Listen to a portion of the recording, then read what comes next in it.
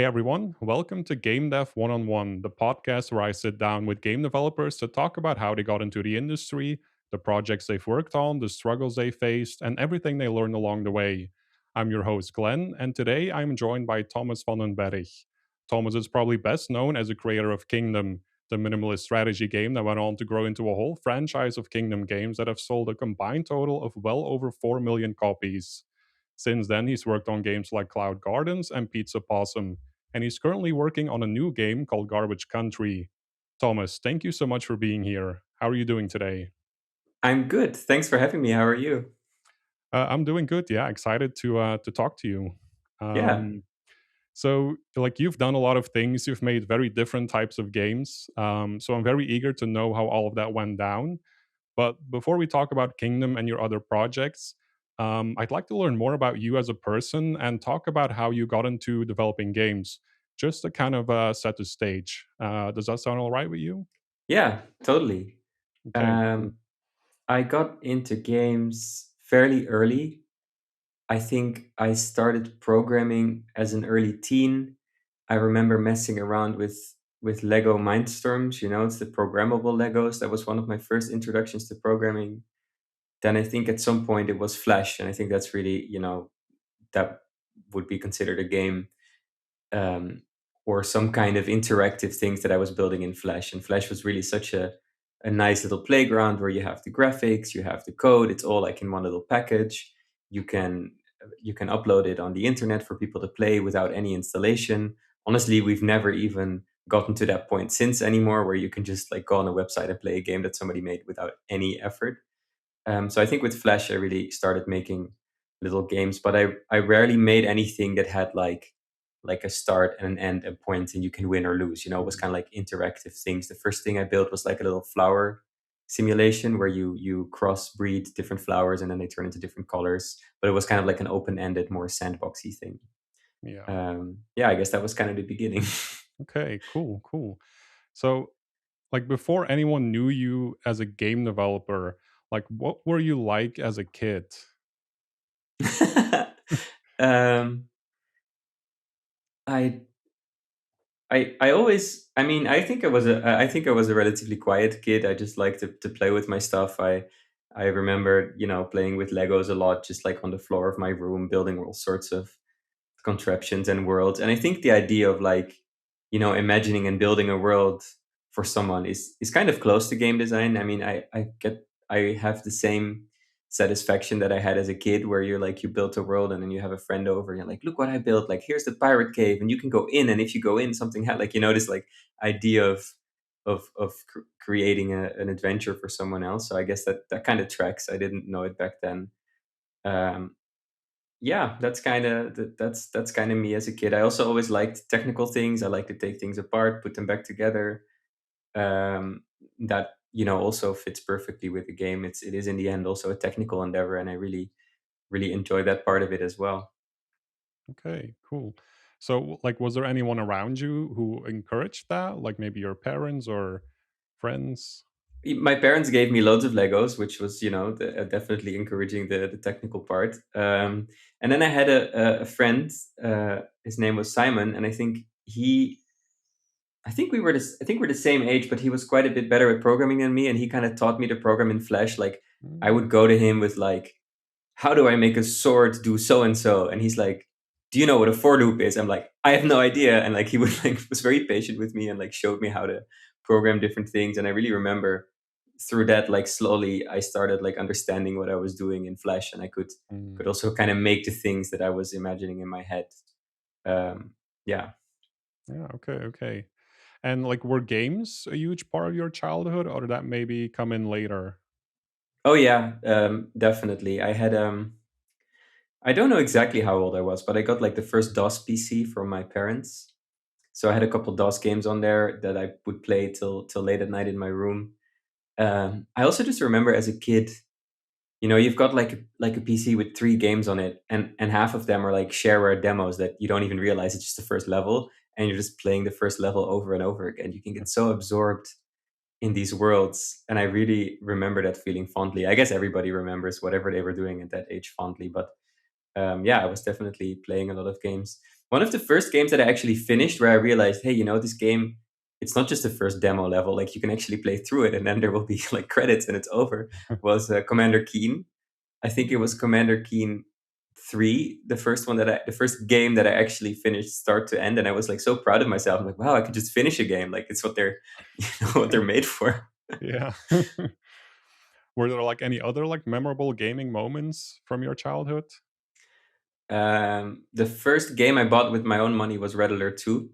Hmm. That was, and that was of course a big thing. Also, the level editor of that game was great. I was just like building cities, and um, I remember once, in Red Alert you have Yuri, right? Like he can take over units. So there was a map in the campaign, I think, where there's like a city. I don't know.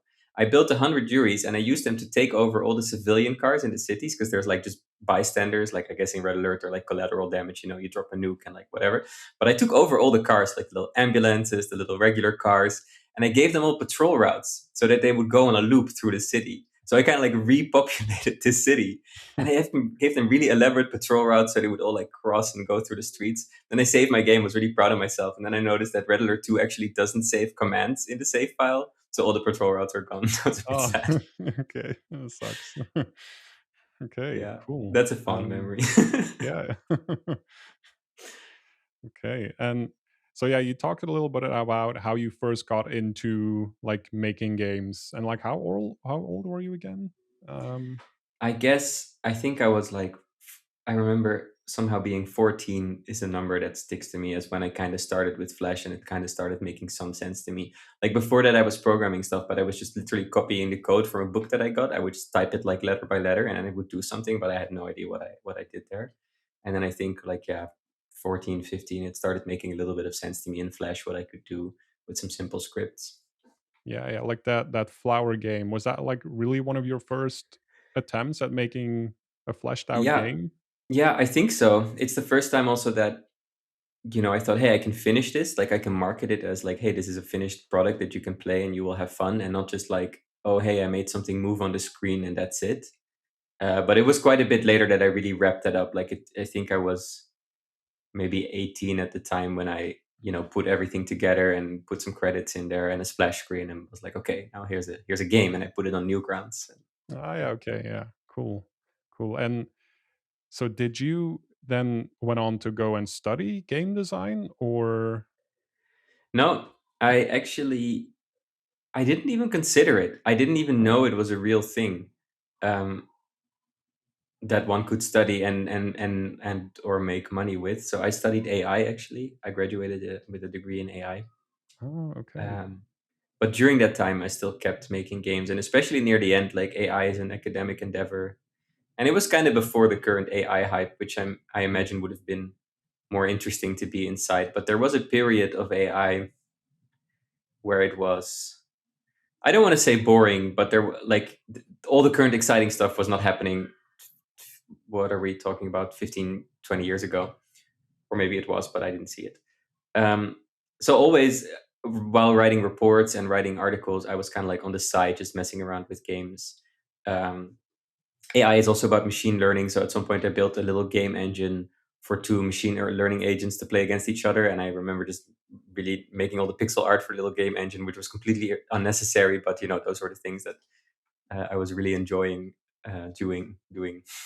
Okay, cool. Yeah, no, that tracks that you've yeah studied AI because with Kingdom there's a lot of AI happening in the background. So yeah, that tracks. True, but you do learn that AI, like academic AI, and what's the word?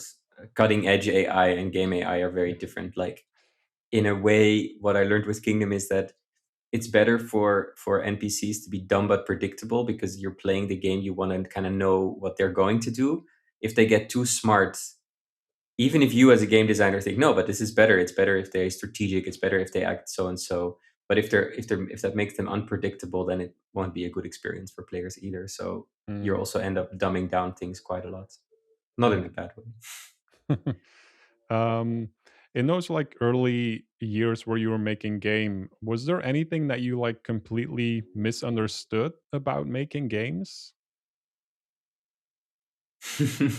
I often think if I had gotten a job at a larger game studio, I would have been able to like skip past some levels that, I had to find out by hand now. I'm Mm. trying to come up with examples, but you do end up learning things the hard way as an indie developer. I think it's also cool because you do things differently and sometimes it turns out good and you do things differently in a way that surprises people, so then you make something new, but you also ending up kind of like just making mistakes that were unnecessary. I don't really have an example right now, but maybe I'll come up with something later. Yeah, okay, yeah. Um, maybe if I phrase it a little differently, it might spark something. Did you ever have to like unlearn something to get better at making games? That is a good question.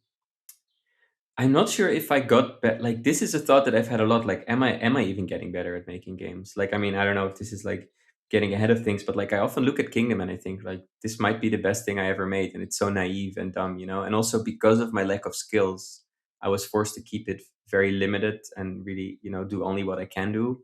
And also, of course, everybody has big dreams when you make a game. You think, oh, we're gonna add this, and we're gonna add these monsters and these features, and in the end, you just cut everything. But also being somewhat more limited in my skill set meant that I had to cut things much earlier, which might have been really good for the game. And the more like technical skills you get, the more you're like eliminating your own limitations. And because of that, you maybe dream up things that you shouldn't be dreaming up in the first place. So maybe I'm what I have to unlearn is what I learned. Like I have to keep it small. I have to keep it more stupid and just, Hmm. kind of re-grasp this, what do you say, naivety that I had back then. But I'm not there yet. Like, Okay. Um, Going back to those like early projects, what did those early like attempts and projects at making games teach you? Like, what was like one of the more valuable things that you learned? you learn that you can just make things like when you start creating things in the beginning, you kind of feel very like you want to make something. Maybe you have an idea, but you just don't have the tools, and maybe also you're not flexible enough with like how to make it. Like, imagine I wanted to make a game about a king on a horse, and I would be like, oh, but how do I 3D animate a horse? Like, I don't have the skill set. Like, oh, I could never make something. I can never make a game about a kingdom, whatever. But then, through making games and learning pixel art, you kind of learn like you can just make things, and the horse can be a Mm. pixel horse, but it represents something, and the resulting product is something good, and that gives you a kind of confidence where it's like, if you would ask me now to make a game about anything, I would be fairly confident just starting somewhere, because you know that Mm.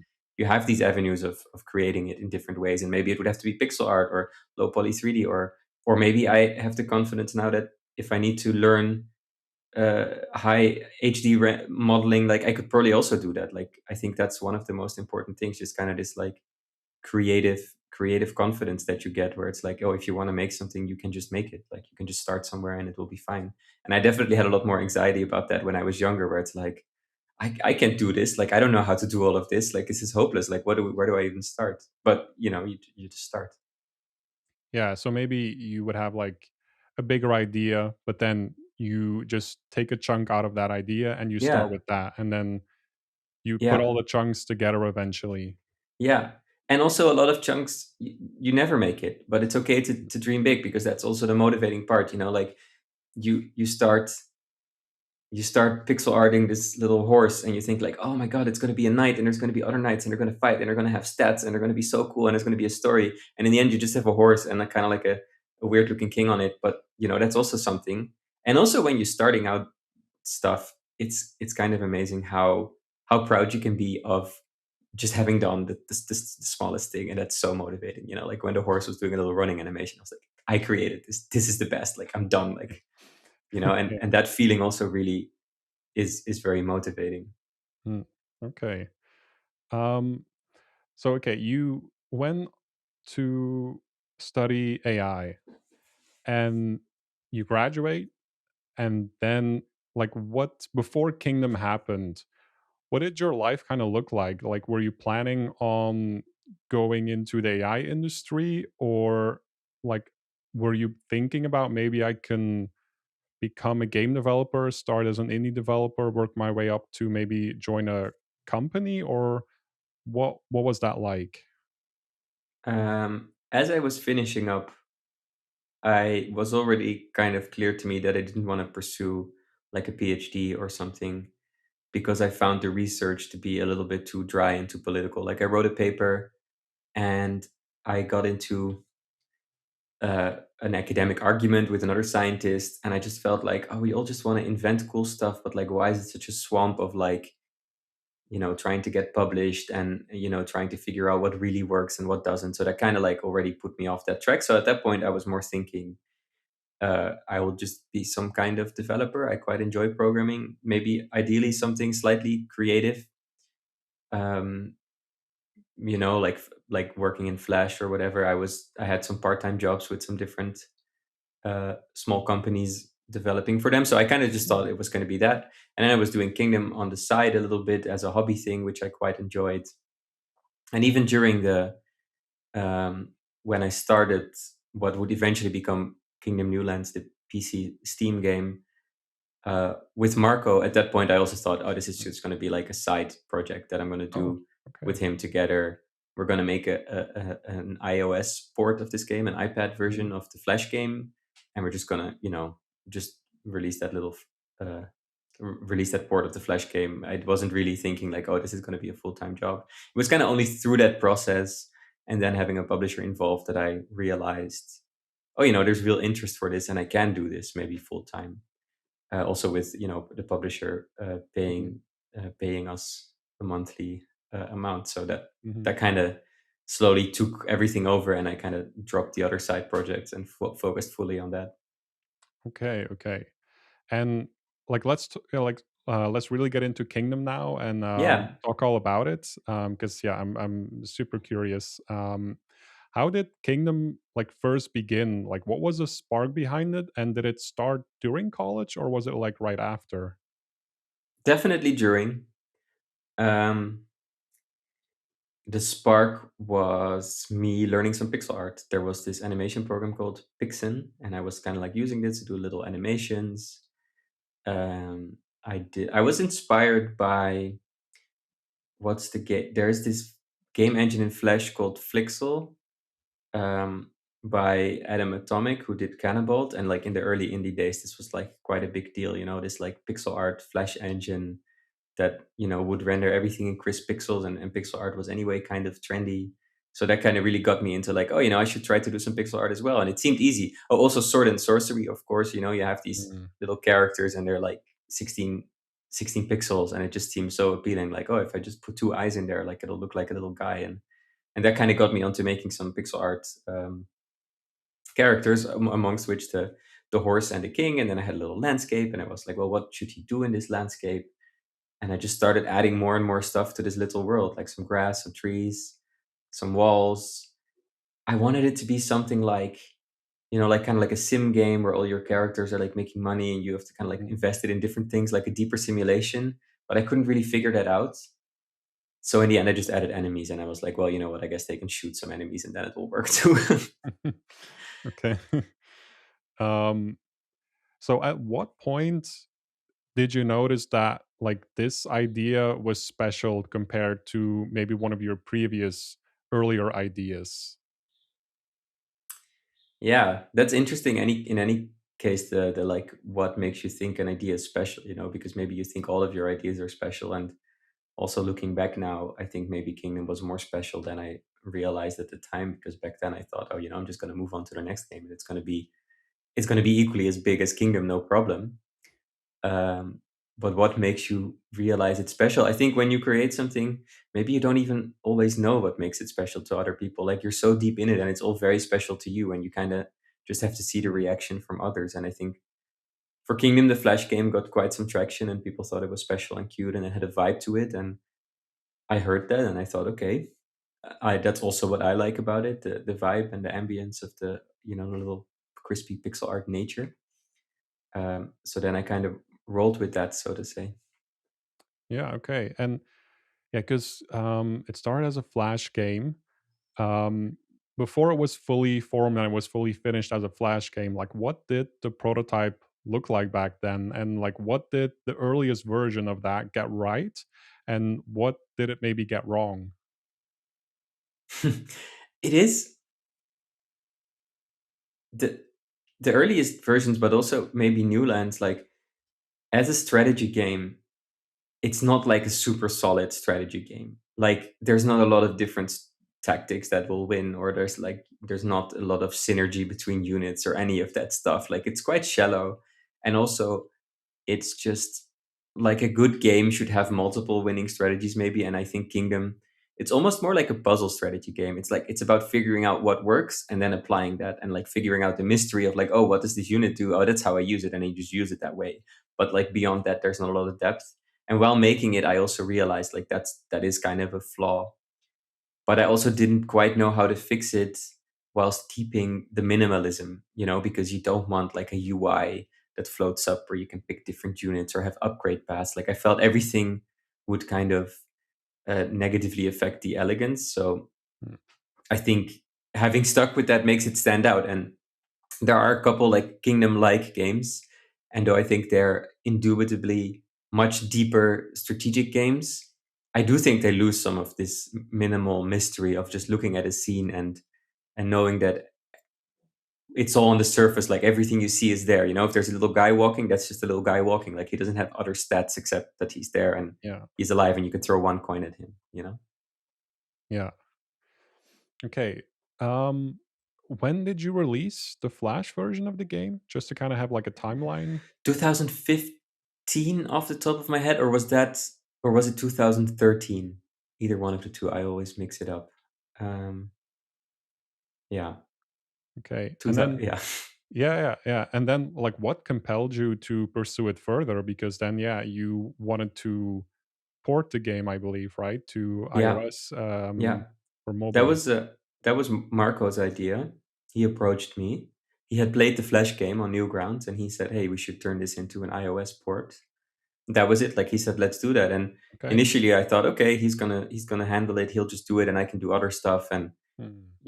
let him handle it. And over the development, I got more and more involved because I also saw so much more potential to like expand the game beyond just this what was in the Flash version, which is really very minimal. The Flash Hmm. version, there's like you cannot go into the forest. There's just one little castle in the middle with two forest edges on the side where the monsters come from. You can build some walls, and I think you're kind of only supposed to survive 10 nights in that game. Like it's kind of Oh like yeah. geared towards if you make it to night 10, you won the game. So the Flash version is very minimal, and I, throughout working on the port, I thought, no, you know what, we should just make this into like a full game for whatever definition of a full game. Yeah. And how did Marco like exactly come into the picture? Because you said he reached out to you, but like what was Yeah, his role specifically? Like was he also a developer or was he yeah. more okay, He yeah. was an iOS developer. He had done a couple iOS games in the past, and he just thought this would be a good candidate for porting. And he found me online, and he reached out and got in touch. Okay, cool. Um is it right that you did a Kickstarter for the port, or did that Yeah, come yeah, because I yeah. did read about that, so I wanted to ask you, like, what was that like, and how did that start?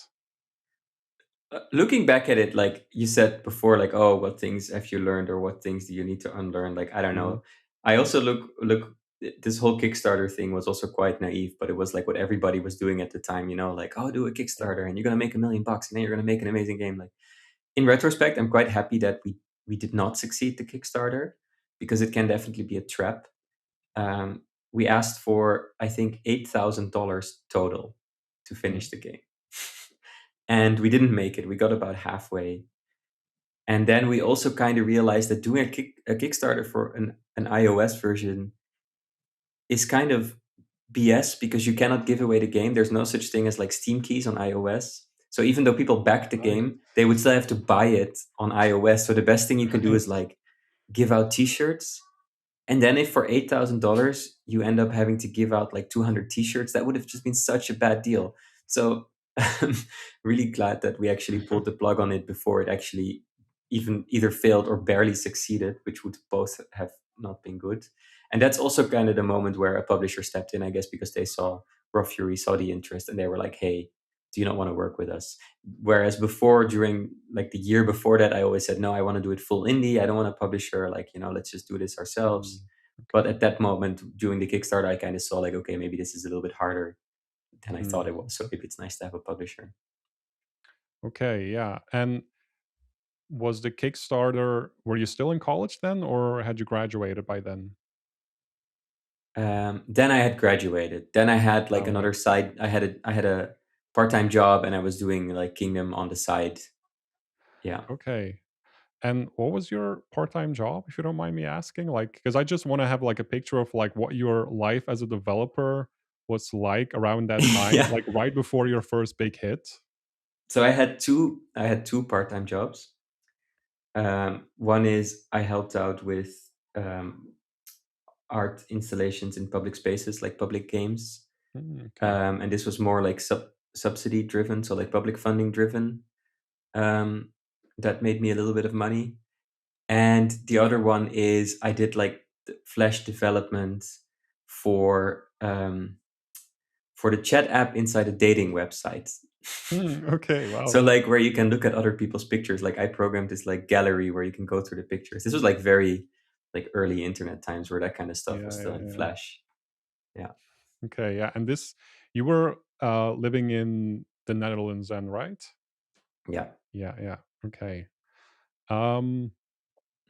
So yeah, let's now just get into the port then, because that's was the port like a straight port of the Flash game, or was this also like a newer version of the game? The port actually originally was intended to be a straight port of the Flash game. So we started working in it was called Cocos 2D, I think, which is like a game framework for iOS. And I learned Objective C to be able to contribute there. But during the process, and I think kind of like around the time of the Kickstarter, um, we decided to switch to Unity, and that's also where it became more than just a one-to-one port of the Flash game, but turned more into like its own game, and us coming up with a lot of extra features that would make Kingdom 2 what it is now. Okay, yeah. So yeah, let's talk about that. What were the most important creative principles guiding you while you were making that port, that like bigger version of the game? Um, well, if you know Kingdom, one of the main things is that it's supposed to have just one button to interact. Like you can walk left and right, and there's one action you can do. And I think it's really neat that the Flash game got such a good response because that kind of confirms this philosophy, and then it's easier to stick to it. I imagine if we had designed this game on paper before anybody played it and said, "Oh, we're going to make this game and it's going to have only one button and it's going to be a strategy game," that then you get into trouble, and then you're maybe inclined to let go of that, and you're like, "Well, you know what? But we need a second button because you need to be able to upgrade buildings or whatever." But the fact that the Flash game was out there and it worked kind of gave me some uh, some backup, or what do you call it, like some confidence to be able to say, no, you know what, the one button thing works. Let's really Yeah. really stick to it. And so that's the most obvious thing. The other thing is I always like things to be like one to one. Like one coin is like one coin in the game world that it represents one coin. It's not like a box that has 100 gold, or there's not like Yeah. 50 cents or whatever. It's just like everything is one. And if you give one coin to one of the little NPCs in the game, he becomes your citizen. That's also one. It's not like, oh, you have to pay him three, or like, how many do you have? Like, I really like to keep things like countable. You can see on the screen, okay, I have 10 archers, so it's like 10 of them because they're like individually there. Also, the way you have to buy one bow or another hammer like Mm, individually for each of them. That's also something that I really wanted to stick to. This kind of like one-to-one representation, that then means you have to do less with UI. And of course, as the game grows, you want this progression where it goes like, well, you can upgrade the wall, and then it costs 2, 4, 8, and it gets hard because like, how do you, if something has to cost 30 coins, how do you represent it on screen? That's a bit, gets a bit unwieldy, but it also makes you creative. And then maybe sometimes you think, well, then we just don't have anything that costs a 30 coins. Like the boat you're building at the end of Kingdom Newlands, there we just had to split it in like individual boards that you're like hammering on the boat, and each of them costs 2 coins. To just kind of like split it up, and those things we stuck to um, pretty strictly. Okay, yeah. So yeah, restraint was a core part of the Yeah. design, even with like the newer version that you were making. Um, was it hard to keep the game that simple? Were you ever tempted to do something more? Yeah, all the time. Um, but then there's always this thing of like, well, if we do that, we're crossing some kind of threshold. So let's just mitigate the issues as much as we can before running into that threshold. It's like how, for example, in combat, every unit is like standing in the same place because they all have Mhm. to like walk up to the wall, which doesn't make for like super strategic combat. So like you could think of something where they like line up in a formation, but then you're crossing this threshold of like, no, that's making it like too complicated and unwieldy. So you just kind of like do the best you can for them all standing in one place. And then you mitigate it somehow in a different way where it's like, well, if a boulder smashes into them, they don't all die because they're standing in the same place. Like you come up with some hack to make that like kind of acceptable without going up to like a next level of complication. And it's constantly these things where it's like, if we had to do this properly, we would make everything more complicated. So let's do it like 75% properly and hope that it's fine. And it's all like this kind of like balancing act of making things not too shitty while sticking inside this constraints, as you said. Yeah, yeah. Were there any kinds of like different features that you wanted to add, but maybe would have broken like the minimalism and the purity of the game? Well, an interesting example is we often talked about having different kinds of resources.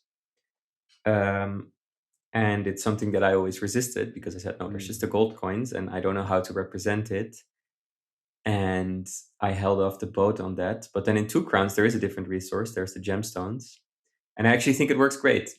And I should have just maybe been on board earlier because Mm. the gemstones just go into the same bag. It's all very one to one. If you have one, you see one. So there was actually not as much as an objection there as I thought there would be. But that's one of the things, like having different types of resources, or kind of like going into a whole meta game where you can like choose different loadouts when you start a game, because you do end up thinking like, how do you keep it interesting that every run you can choose a different, have slightly different units at your disposal and that kind of stuff. But I just never could figure out a way to do it intelligently while keeping the player like inside the world and not like zooming out to a UI where it's like, now choose your loadout or whatever.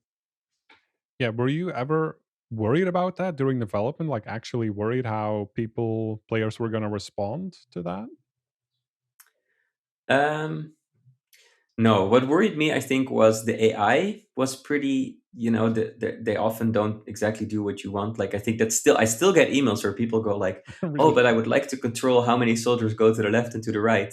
That's one of these things that would introduce some kind of UI, or you would have to like really clutch your way around it with like a building that calls them all to one side. I think you can do something like that, no, in Two Crowns.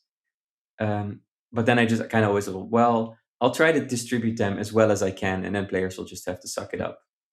Yeah. Okay. Um Kingdom is also very um it's not hand-holdy at all. It doesn't really No. explain much. How did you decide what not to explain to the player?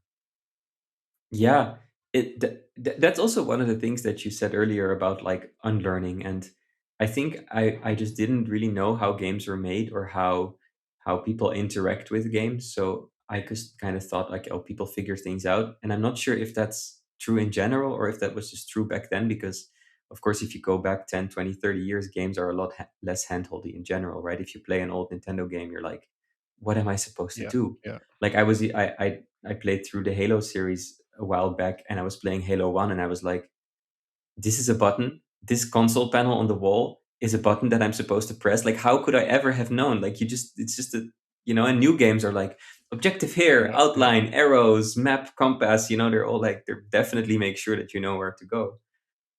So maybe a bit of it stems from that. that philosophy or that like branch of game design.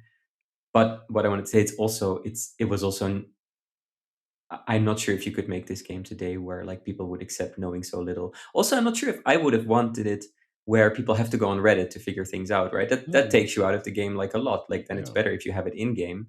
That takes you out of the game a little bit. But if I have to alt tab into Reddit and go like, what does this little guy on the back of my horse do? It's not very elegant. I just Hmm. kind of had him. I just thought, yeah, people will figure it out somehow, and I just didn't think about it much. And I was also more concerned with like cluttering up the view or like cluttering up Yeah. the world with tutorial stuff. Yeah. So you basically trusted the players that they would be able to discover things on their own. Yeah, what I did always try to make sure is that there's always a visual tie from one thing to the other. So you never press a button in one place and then something happens in a different place unrelatedly. Like everything that happens on the screen Right. while you're there. Like if you build a wall, the wall comes up while you're standing there. If you build one of these like portal teleporter things, I always make sure that it's visual on the screen what's happening. Even the little hermits on the back of your horse, if you grab them and you bring them somewhere and you follow what they do, then you should see what they are doing. Like you can figure it out by like looking at the things. It's not like a disconnected. But then you realize that's all well and good, but like what is disconnected for people is different. Like not everybody can follow these threads if they're like very thin. So even though I justified it to myself as like, no, no, no, you can just follow. Look at what the hermit's doing. Like he's gonna build a little tower for you. Like if you lose him, then you still don't know, and it's still not maybe great. So I think in my newer games, I'm more Mm. I do explain more. Yeah. Yeah, you already talked a little about the UI in the game. I'm wondering, did you ever keep something because it felt right aesthetically, even if it wasn't the like optimal design choice? Oh yeah. Is there anything in particular that you're thinking of? I mean, I think the whole game was built like that. Hmm, okay. Like it's like, oh, we should have a little knight. We should have a monster that looks like this. We want to have a monster that like throws a rock. Like it's all based on how it looks. Like we want to have cool tall walls made out of so and so stone. And most of it works because it's like all the medieval trope things like archers and walls and kind of like you expect what they do. But it almost always starts with how it looks in the world. The water wheel, for example, like the farm, if you upgrade it, has to have a water wheel because it just looks cool, and then we'll figure out, okay, what does it do then?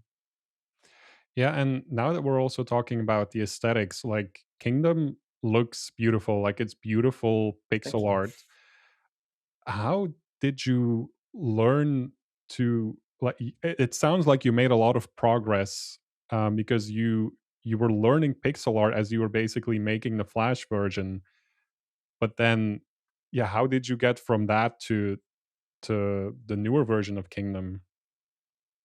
Yeah, um, yeah, a lot of learning as I went, and it's a kind of pixel art that's fairly basic, and especially if you look at the early Kingdom, like the walk cycle is just their legs moving like this. Like their legs are always like vertical and they get closer, and then one leg is moving. Like they're not actually like stepping or anything. Hmm, That was only added later by Martin, who did a great okay. version of those characters. But I think pixel art is just a really nice hack to have things consistent. Like if you limit yourself to a low resolution, no matter what you make, it's going to look consistent. Hmm, And then Kingdom has a world that is procedurally put together in the sense that like the trees are like just put like I drew one tree and then I just with code put 100 trees on the screen. And this repetition also just gives it a pleasant look. Like you can do a bunch with the procedural aspect of it by just like randomly placing some trees and some shrubs. And they don't all have to be good individually, but the whole because it's very consistent, they look good together. And I think that's how Kingdom looks good. And now, of course, with Newlands, we had Martin who did really, really great pixel art for like the little knights with their swords and stuff. And then in Two Crowns, there's a whole team of pixel right. artists that are so much better. It's like every individual piece looks great as well there. But to start with, just combining many simple things ends up looking good too. Yeah, yeah. Okay. While you were making it, were you actively trying to remove layers between the player and the world? Layers in what sense? Well, in the sense that, like, because again, we talked about the minimalist nature of Kingdom, the minimalist UI. There's also no like spoken dialogue. Like, Yeah. were you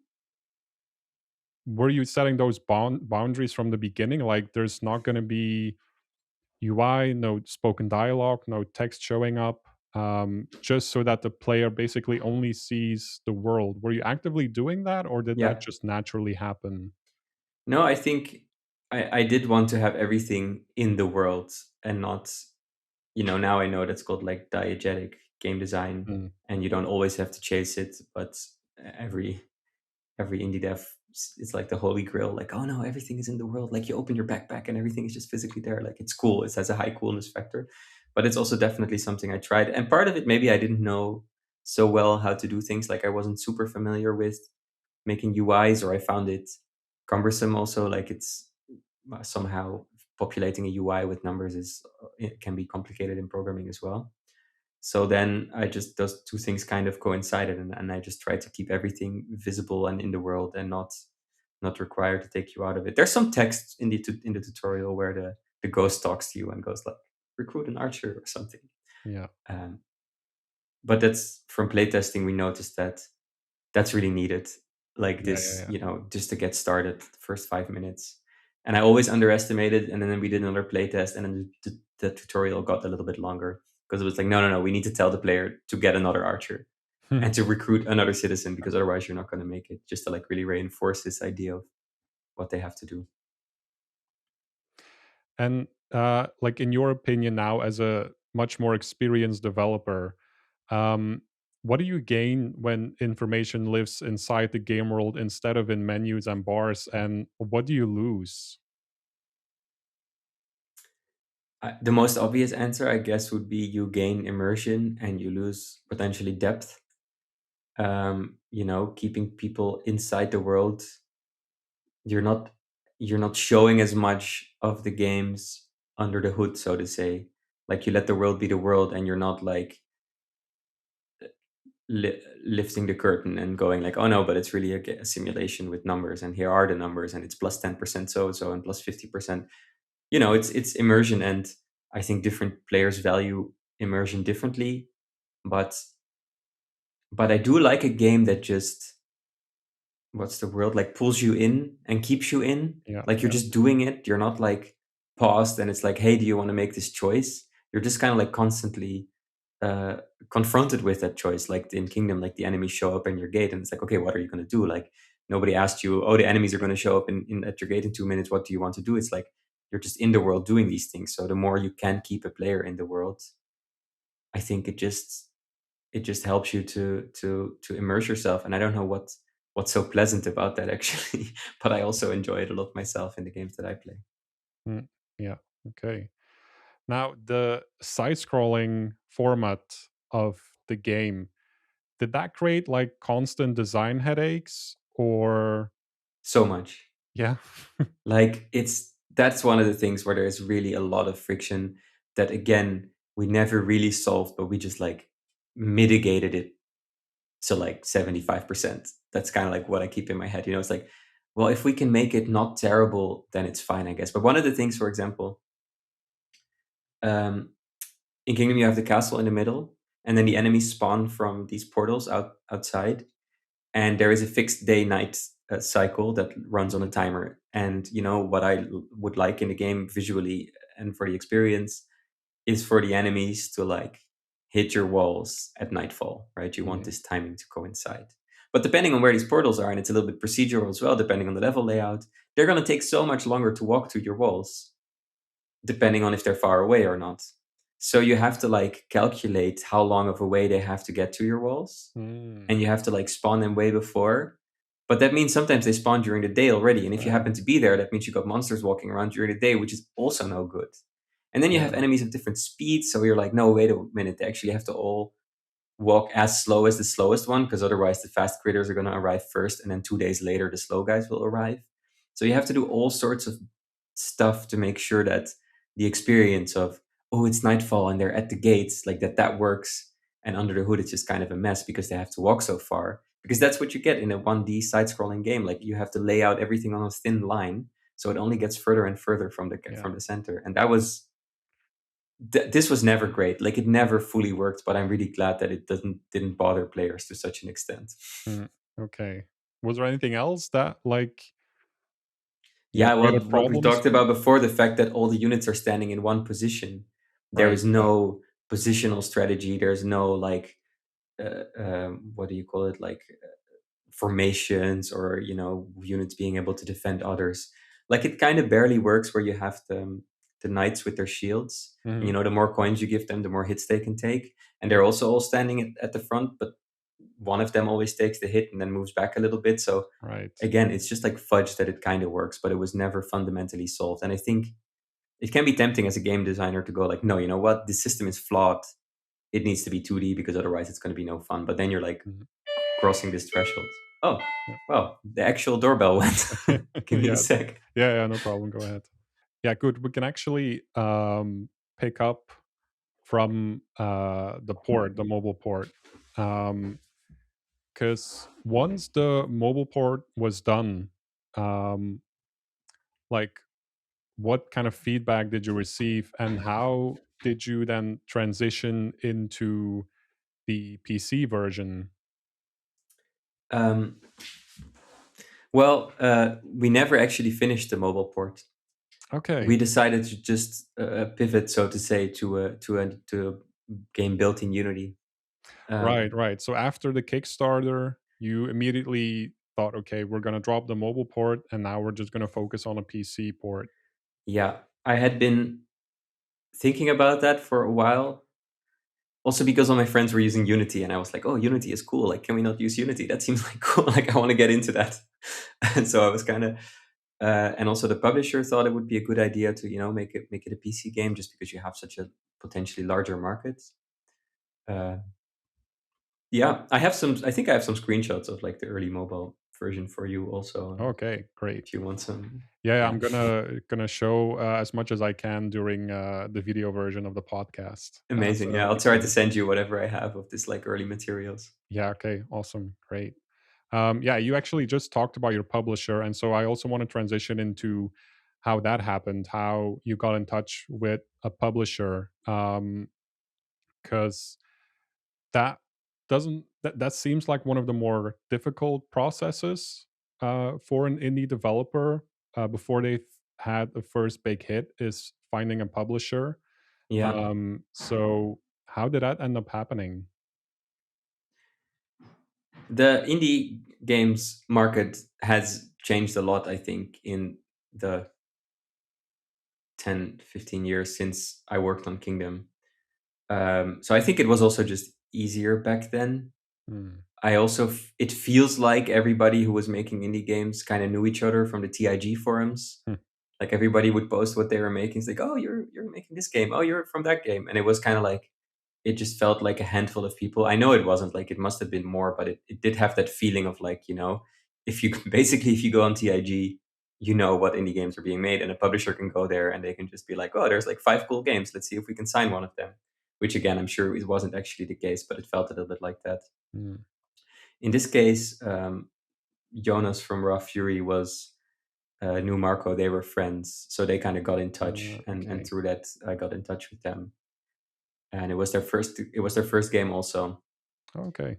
But I think they were a lot less picky. I think there was something like, if you were doing an indie game back then that had certain characteristics, like maybe like pixel art was of course a trendy cool thing, then I think there was almost automatically some interest from publishers.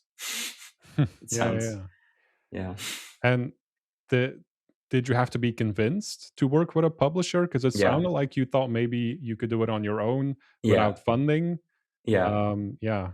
100%. I was, because we had talked with them before. I had talked to Jonas during this like first year where we were still doing the iOS port version, and there I always said, nah, let's just do it on our own. Mm, That's how I had released the Flash game. Also at that point, I wasn't really thinking that this could be a full-time job, so I just kind of, I wanted like the ownership of it, and I wasn't really sure what a right. publisher did anyway. But in part, like doing this Kickstarter kind of showed me how much work it is to market a game. And I was like, oh, and this is just this is just a tiny preview of what it means to relate to release an actual game. So maybe it is nice to have some help. Right. Yeah, because they took care of all the marketing, I assume. Yeah, yeah, exactly. They signed us up for shows. The first show I went to was Gamescom in Okay. Cologne. I remember showing the game for the first time there, which was like very exciting. I had no idea what I was in for. Like the game didn't actually work on day one. I had to like go in and fix it, decorating a booth, like all that stuff. I don't think I would have even known where to look if it wasn't for a publisher. Like I Mm. didn't even know that Gamescom was a thing, you know? Yeah, yeah, yeah. Okay. So, did you have any conversations with Raw Fury? Did you need to convince them of Kingdom, the project, or were they already open to it because of Marco? Yeah, that's the luxurious position that we were in. That they really wanted to do this Okay, with yeah. us, and they were trying to convince us to work with them. Right, right, right. Okay. Um, yeah, because I also wanted to ask you maybe a couple of questions about, things like what makes a project feel fundable in the eyes of a publisher, because that might be Yeah, interesting to the people listening. yeah, Do you maybe have some yeah, some wisdom to share about like what you should prepare for when talking to publishers? yeah. I don't know if it's useful advice, but I have some thoughts. Like I always like when people ask me for advice in terms of like, I want to make an indie game. What shape should it take? Like, how should I do it? I always used to say, I might have to reevaluate this, but I always used to say like, if you can do it as a side project, do it. Like, pour your love into it and do the parts that are fun. And if you made something good, there will be a response rather than from day one putting yourself in debt by quitting your job or like starting to work on it full time or trying to find a publisher. But I know that's a lucky situation to be in where you can do it on the side and hopefully something comes out that actually appeals to people. But on the other hand, the risk is also or it's much harder to get funding these days as well. Mm, So, and I think there's a bit of like obviously there's like so many games like that. I see it now at shows.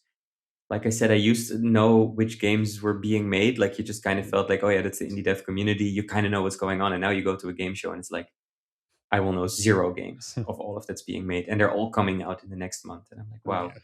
And for publishers, it's the same, of course. So they can be a lot more picky. They can afford to be a lot more picky. They have to be because not all games will be successes. So how do they pick?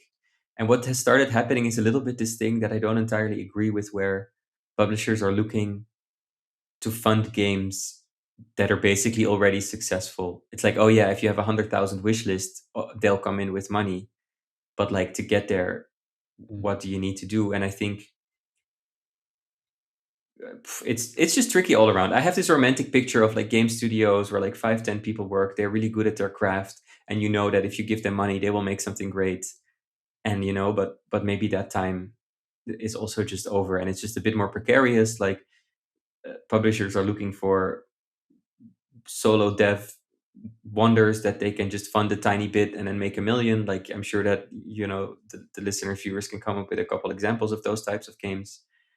Um, but it's also a risk for them to fund bigger studios. Well, anyway, this is like a huge tangent to your question of what makes a game appealing. I mean, essentially, if you can show that it appeals to people, like if you can show any kind of like, hey, I posted this on Twitter and I got 100 retweets, like mm, just showing that if you show something about the game that it clicks with people, like that is the most important thing, and that's also the one thing that I work towards. Like I want to make something that if I can show a tiny bit of it, people go like, oh, hey, this is interesting. mm, And if you can show that to a publisher, then I think you almost don't need anything else in terms of like numbers and projections and genre soup. mhm. Yeah, yeah. Okay. Oh, that's really good advice. Feel Um, free to disagree with me. By the way, if anybody has different thoughts, you can always reach me on the internet and tell me, no, you're so wrong about this, because I love to revise my mm, opinions. okay. Um, Yeah, let's go back to Kingdom because then, yeah, you've made the PC port. And how did it feel to finish like that version of Kingdom? Because then after that one, you made Kingdom New Lands. Yeah. But with Kingdom, when the PC port, it became clear like, oh, we have something on our hands here. Yeah. So I am really bad at planning. I still am. So when Raw Fury said, "Hey, should we launch the game in September?" I said, "Fine, we'll do it." Like I like deadlines. I think deadlines are like Mm, the only thing keeping you sane because like no matter how deep you are in development and like how stressful it is, just the idea of like there's an end to it. Like no matter what, it will be finished in some way, shape, or form at this date. I think is what really helps me a lot. But it is stressful also. And like I said, I'm really bad at planning. So we had so many features that we wanted to put in. And as an indie dev, like the concept of Gold Master doesn't apply to you. It's like the 3 days before launch, you're adding features into the game. So then what launched this first Kingdom, which is now known as Kingdom Classic, was in my eyes quite flawed. There mhm, was just bugs, but also gameplay wise, like there wasn't really a way to win the game. Like I felt like it wasn't like a well-rounded experience. So we asked Raw Fury, like, should we not do a kind of 1.5 re-release, new title, the definitive yeah. version, director's cut, like, and that's what for me is New Lands, like that version that the first game should have been had we planned it correctly. But we were lucky enough that the first version also was successful, so it gave us the confidence to say like, okay, we can spend another. I think we spent another year to build Mm. New Lands. Yeah. Yeah, yeah, that's the version that I first played. That was New Lands. Yeah. Yeah, that's great. I think there was always a bit of a point of disagreement between Re and Raw Fury, which is fine. Like they're free to do whatever they want, but they wanted to keep Classic around as Mm, its own game. Whereas for me, because some players say, "Oh, it's a different experience and it's cool," so then Raw Fury said we should give them that. But for me, it's kind of a bit of a flawed game compared to New Lands. So it's interesting mm, that I think it's also free. Like they use it as an introduction to the franchise or something, and then you play Kingdom, what's now called Kingdom Classic. It was never called Kingdom Classic. mhm, Only in retrospect did they brand it as Kingdom yeah. Classic, and then you're getting an experience that I think is just in many ways worse than New Lands, or almost in all ways. I think, Okay. Is it maybe fair to say that but like Raw Fury maybe sees New Lands as a sequel, but you see it more as like this prototype version of the actual game? something along those lines, or it's like, yeah, it's something like you make a game and you realize it can be so much better. And I also think we shouldn't be too strict about like what's a sequel and what isn't. Mm, Like a game is like something. It's a product that's like constantly evolving, especially nowadays. So you make a version of the game, and some things are good and some things are bad. And as a creator, you want to make it better. So then you release something better. And it's kind of nice that you don't have to decide, is this a full on sequel, because that comes with expectations. Uh, and it's also okay if some players are like, "Oh, but I like the old version better," and you keep that around as well. So I actually I'm on board with it too. okay, yeah.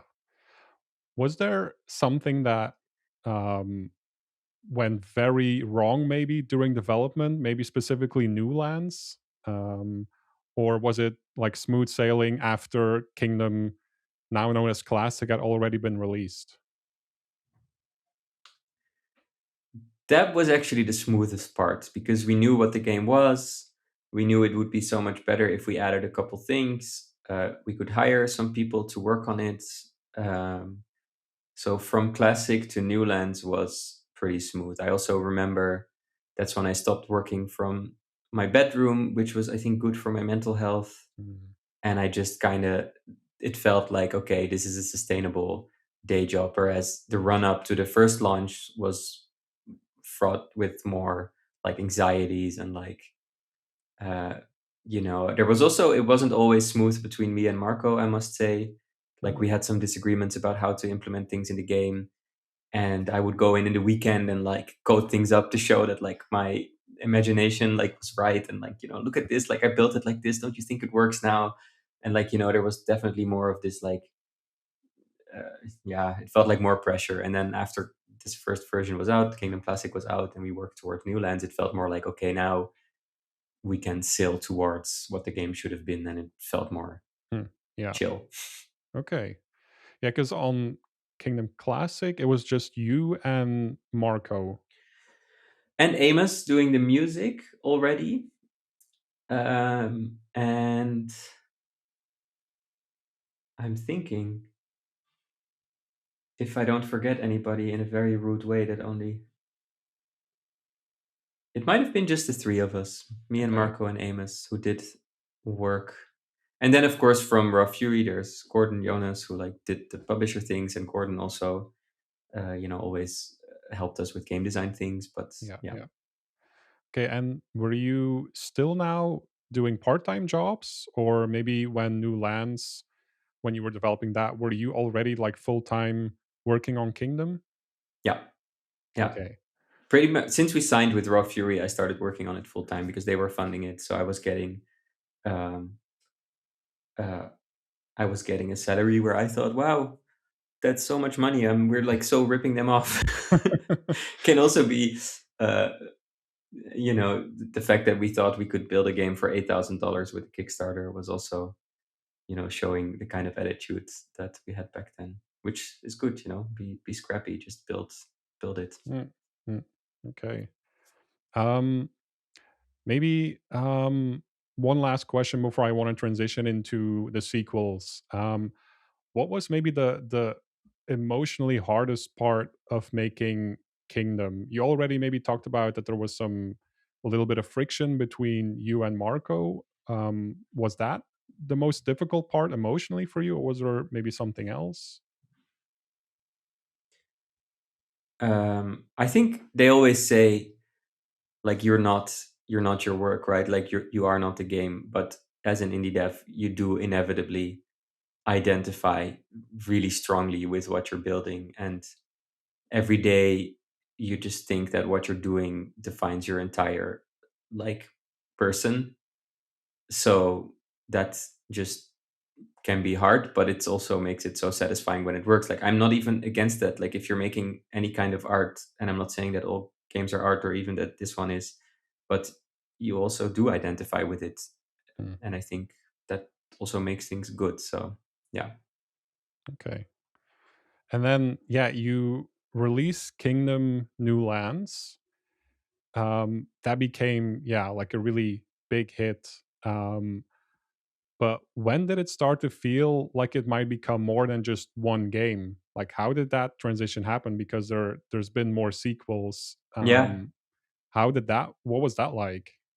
I think that's around the time where I I also left Raw Fury to take care of the franchise, because at that point, like starting from the very first pixel art I did to the end of Newlands, and then like the support cycle on that had been 7 years or something. I had been Mm, working on little pixel art knights and archers and things for 7 years. And also all these things that we talked about before, like these areas of friction where it's like it's a 1D side scroller strategy game, or it doesn't have a UI, you start feeling them also. So like your creative space is beset on all sides by compromises where you're like, yeah, we had to do it this way because otherwise this other thing doesn't work. mm, And that just made me really feel like I'm not sure if I can contribute to this in a fun way while I'm also enjoying it. So then we started talking to Raw Fury, and of course they it was selling well, and they thought it deserves a sequel, and that was kind of that prompted us to talk about me handing it over to Raw Fury, okay. for them to build sequels that they wanted. Yeah. Okay. So you were not much involved then with Two Crowns, I assume. Two Crowns only. I didn't program on Two Crowns. I just consulted on like how to carry forward this game design, like how to make sure it's a Kingdom game. Right. Right. Okay. And when exactly did you chose to sell the IP? Around what time was that again? Yeah, that's a good question. I would have to look it up off the top of my head. Um, Maybe 2018, 2019, something around there. Yeah. And I thought at the time, like, oh, I'm just gonna crank out another hit, no problem. Like I did one, so like I have my score is 100% now, so I'll just do another one real quick, which was also um, humbling to realize that, you know, not not everything in Kingdom was just like me spinning gold from my fingers, but it's also there's a lot of luck involved, and of course everybody else's work that can just come together in a way that makes one game singularly nice. And there's no guarantee that you can just replicate that, but yeah, I did really want to go on and do different things. Yeah, and then I'm just wondering, like, why not choose to keep the IP but like hand the reins over to someone else? Someone else. Yeah, Yeah. I think uh, financially I would have been better off that way. Like, not that I'm not to say that I'm not like well off now. This was a good deal, but I Mm, think, of course, with hindsight, you could say that would have been smarter. And I think somebody who is like business smarter would have also done that in any case. But for me, it's also I thought it would be baggage. Like, I don't wanna be involved because I don't wanna worry about them making decisions that I don't agree with creatively. I wanted a clean cut to be right. able to say, look, I'm gonna do something new, like fully. I'm in general a person who can kind of only do one thing at a time. I can really fully Mm, focus on one thing. So that's also why I just prefer to just hand it over and say, look, guys, it's yours now, and I'm gonna do different things. right. Yeah. Because otherwise, you probably would have still have to be involved in some way. They would still come to you, maybe ask questions, and what can we do? I Can mean, you help us? rationally, probably not. Like, I think if I would have just said, "Hey, I'm keeping a so and so percent stake, but don't ask me anything," that would have been would have worked. It's just psychologically for me. I Hmm, just I just wanted clean slate. the cleanness and not, yeah. Okay. Um. Yeah. Now I'd like to talk to you about what that success was like for you. Um. Because I'm wondering, if there's maybe something that people misunderstand about the moment a game breaks through. Like, what was that for you? And what is something people maybe misunderstand about that specific moment of like, okay, my game is a big hit. Like, what are the feelings that what did you feel? Good. I would say the feelings are mostly good. Um, it also felt really validating to be, kind of like recognized in this community of indie games that I had been looking at on the internet for so long, like following all these other uh, famous indie games. And now, you know, through, of course, commercial success and also from critics kind of being put on the same uh, shelf. No, that's not a saying, but you know what I mean, Hmm, as them, and just being like, yeah, I'm really an indie game dev now. So it definitely feels good. Um, I don't think it, I kind of went from just I never saw what's in between. I went from small online experimental games hmm, to Kingdom. So I also kind of thought like, oh, this is normal. Like, hence also what I said hmm, before, maybe a little bit of arrogance of me going like, oh yeah, I can just do another one and it'll all just go exactly the same. Um, so I might at some points maybe I could have even enjoyed it more if I had known what a unique situation it is. hmm, Like yeah. kind of. I mean, I also tweeted this the other day. Where I was like, "Is Kingdom really the best thing I'm ever gonna make?" Like, fuck, if that's true. Oh, sorry. No, If you that's can true, swear. It's then okay. It's totally then fine. then I should have maybe even like actively enjoyed it more. But I definitely uh, it was really cool to show the game to people and to get this response Hmm, that they really enjoyed it. It's a special feeling, and it's also in a way it's addicting. Like, that's why I'm still making games, hmm. because you hope to get that, an email that you get where somebody says like, oh, this game was so special to me, like the world is so beautiful or whatever, like it's the best thing. Yeah, yeah. Did did the success like change your taste or your confidence as a game developer?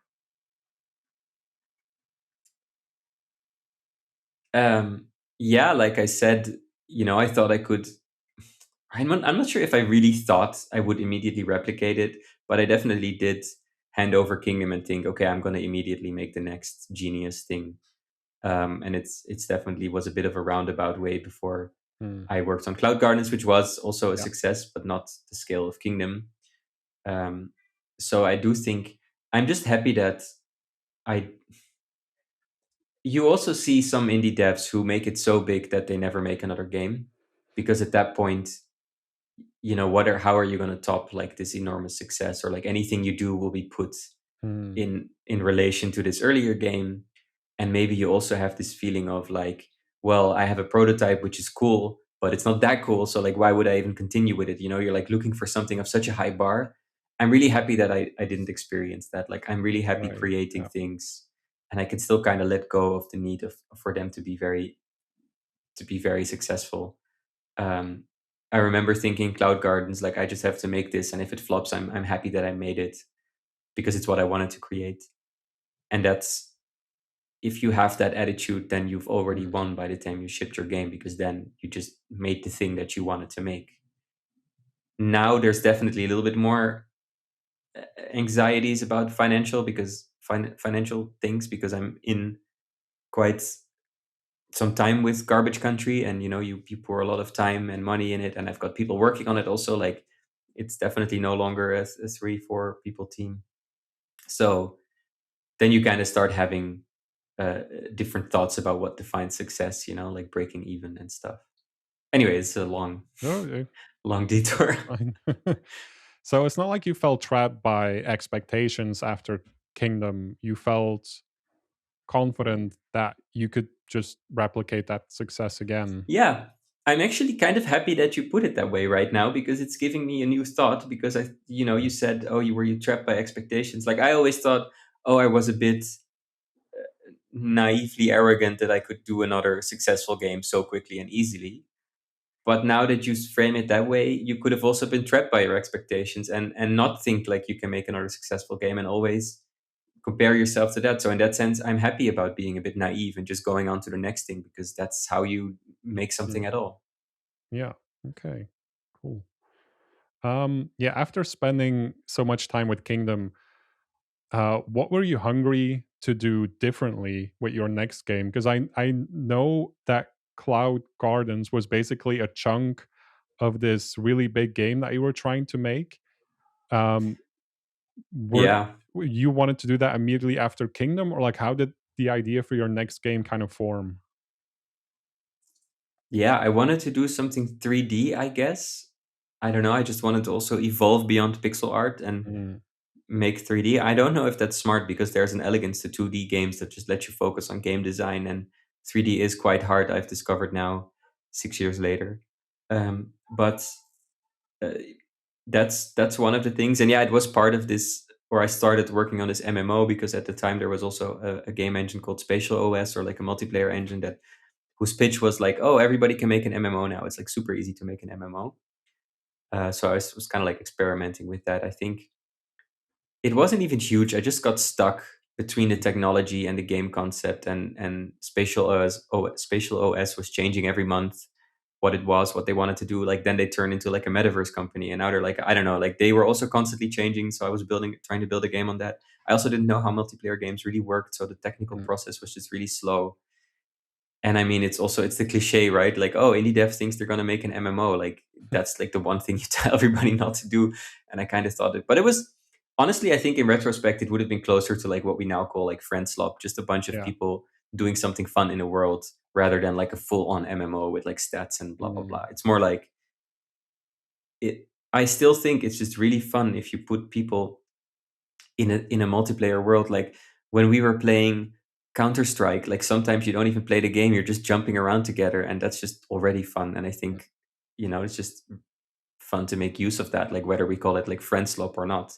mm, But being in a 3D world together is just, yeah, fun. yeah. Yeah, it's funny because it sounds like this new project that you were working on was like almost the exact opposite of Kingdom, where Kingdom was very like small and minimum and more simple. Were you actively trying to make something very different from Kingdom? Mm. I think it would have had some of the trademarks of what I now would consider like how I like making games. Mhm, Like, I did want everything to be this have this one-to-one representation in the world. Like, the items that you carry, I wanted them to be physical, and you could pick them up as a player and put them in places. I wanted an emphasis on nature. I Mm. wanted some themes of like the um, the finiteness of things. Like in Kingdom, you can never really win. You just have to build a boat and leave. Like so, I think in some senses it would be similar, but it was going to be a 3D multiplayer game. So in that sense, definitely very different. Yeah. Okay, yeah. And how long how long did you work on it? I thought I read maybe 2 years Yeah. before you decided this is not working, and, Yeah. like, how did you come to that decision? Yeah, it was 2 years. And then there was, I mean, it's all like so long ago now, but there was this argument between Unity and Improbable, the company behind Spatial OS, about some licensing fees. Mm, And then I just thought, what am I doing here? Like, I had made so little progress on the game concept itself. I was trying to like hit a moving target in terms of like technological implementation. And then also where I was like, well, what if Unity and Improbable don't work together at all anymore? mm, Then that's just the end of it anyway. And that just made me realize it was too slow. And then in the game was this plant simulation mm. already, because you could build things together and they would be overgrown. And then I just thought, okay, I'm going to salvage the plant simulation and turn it into a game. And that game is Cloud Gardens. Okay, yeah.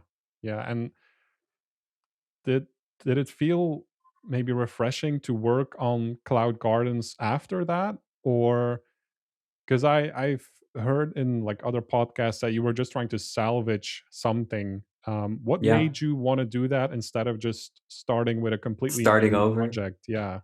Yeah. I guess I felt the need to have something to show for that time, to have the feeling of like, these 2 years were not for nothing. Like I Okay. built something in that time that I turned into this game. But it's more like an accounting strategy where you're like, nope, the time was not a waste. Like I put it into something. Yeah, were you also maybe worried around that time? 'Cause you were working on it for 2 years, and I imagine you didn't really have an income. You probably were you working on other things to make money, or were you just living off of the money you've already had? Yeah, the latter. I had also, because I was working by myself. Of course, it's relatively cheap, Mhm. and I could also fund some people working together with me on Cloud Garden still. Mm. So that was okay. I always had in my mind that like I have the money for one flop. Like I can do a flop. Like I'm not in debt or anything. Yeah. And then that's a comforting feeling that you have at least there is room for one game to go bad. Yeah, yeah. Okay. And luckily it didn't, so that's good. Now I have again room for one flop. Um, what part of you as a developer comes through more clearly, like, in Cloud Gardens? Because Cloud Gardens is, like, very zen. Is that are you, like, as a person, very zen? Was that intentional to make this just a very chill and zen experience? Was that maybe a reflection of how you were feeling around that time? Or yeah, Or how you want to feel. or how you want to feel exactly? Yeah. um I the zen, I just really like, like any game is a simulation. Like no matter if it's just the blades of grass waving in the wind, and just like having that on your screen is just so magical to me, that I think any game will have a strong dose of that, where you're just looking at the world and the way it's put together and the way it gently moves. And I don't know, it just tickles a part of my brain watching that myself. So that's something that I chase Mm, in Kingdom, in Cloud Gardens, and now again, like the Garbage Country also has a lot of nature and moving and water, and yeah, something about it appeals to me at a very base level. I don't really know where this comes from. okay. Um, then you've also worked on Pizza Possum, and, Yeah, like, that again has a very different energy than yeah, your other games. Like, yeah. what attracted you to Pizza Possum? Um, so that project started with me and Friedemann, a friend of mine, just saying, "Hey, we should work together. Let's Mm, just find a project and work on it together." And we went through some prototypes, and in the end, he had this funny little character, the possum from Pizza Possum. And then we just decided, yeah, let's make that game. And it was very much about You know, the thing I said earlier about like, oh, you identified with the project and it's like so much struggle, and if it Mhm. succeeds, you succeed as a person, and you tie up your whole person in it. Mhm. um Pizza Possum was kind of like the opposite of that, where it's, we're gonna come into the office together, we're gonna have fun making fun stuff, and we're gonna go home at 4 p.m. to exercise and have a life, and just really have like the process be very pleasant. And it worked out that way. Like, I think it was the most fun I had building a game, because you're Oh, not cool. constantly putting yourself in the struggle mindset, where it's like, if this game is not the best thing ever, it was kind of more like free creativity. And I think the game also shows that it's Mm. like just fun, bouncy, cute, and it turned out quite good. Also, a limited time period, because the longer a game goes on, the more you can have struggly feelings where you're thinking, Mm. oh snap, I'm 2 years in. What am I doing? Is it good enough? Does it justify working on this for 2, 3, 4 years? So limiting the time period is also a very good way to avoid struggle and to get real world confirmation that what you did was okay. And Right, right. Because yeah, so you set a deadline for yourself when you started yeah, making, like, Pizza yeah, Possum. Because yeah. how long did it take you to make that? Less than a year. We Oh. originally intended 6 months. We didn't quite make that. I think it turned out to be more 8, 9. And then we did some support, because when Raw Fury wanted to pick it up for publishing, we also jumped in for a couple of months later. So it did get a Mm. little bit outside of that. But yeah, the idea was to do it really in 6 months. Okay, Um, okay, good. Kind of modeled on, in Berlin, there is the university HTW, and they have these like semester projects, and that's something that Friedemann took from there, like the shape of the project, where it's like in one semester, so it's 6 months. You start Alright. with 1 month prototyping, and then the rest is production, like this kind of. Yeah, yeah, okay. Yeah, Okay, let's fully move on to Garbage Country because I'm very eager to talk about that. cool. Yeah. Because it seems like another big shift for you. Because yeah, you did Cloud Gardens, you did Pizza Possum. Um, what first pulled you towards Garbage Country? Yeah. Um, so the name came kind of later, and it was also the name of this MMO I was building, but that's maybe a bit besides the point. But it was similar to Kingdom, where I had the character controller. I had this off-road vehicle where I built this little raycast physics thing for it, and I was just driving around, and I was like, this is kind of fun. And that's exactly the same way it happened with Kingdom, where I had this Mm, horse, and I was walking back and forth with the horse, and I was like, hey, this is kind of fun. And from there, I just started expanding. Um, it's like, okay, there's a car. What kind of world should it drive in? Like, it should be, I guess, a little bit of this overgrown ruins world that I like. There should be nature, etc. Um, Definitely overscoped immediately, hmm, where I could have just made a clean driving exploration game, but instead I turned it into like a yeah, big game with items and stats. And there's tower defense in there, because I yeah. thought I have to go back to the roots a little bit. Like, Kingdom has tower defense, people like tower defense, I enjoy tower defense a lot, so I just put a whole defense game in there, which I'm not sure if it's super smart. Future me would go back in time and say, don't do it, just keep it small. um, is there a certain design itch that Garbage Country is scratching for you that your earlier games didn't? Is it maybe the 3D aspect, or is it something else? I really like, um, having a world that you can explore from different, like doing different things in the world, like just giving you a canvas to have fun little interactions. Like, a short hike does this really well. And I think that's something that that game has that I never did before. But I'm also seeing now that it's hard, and the Mm. larger you make the world, the exponentially harder it gets. And that's why, we're now also with closer to 7 people rather than one. Okay. Um, how would you then like describe the heart of Garbage Country in your own words? Because, like you said, it mixes driving, exploration, and tower defense. Um, Yeah, yeah. yeah, it's a bit too.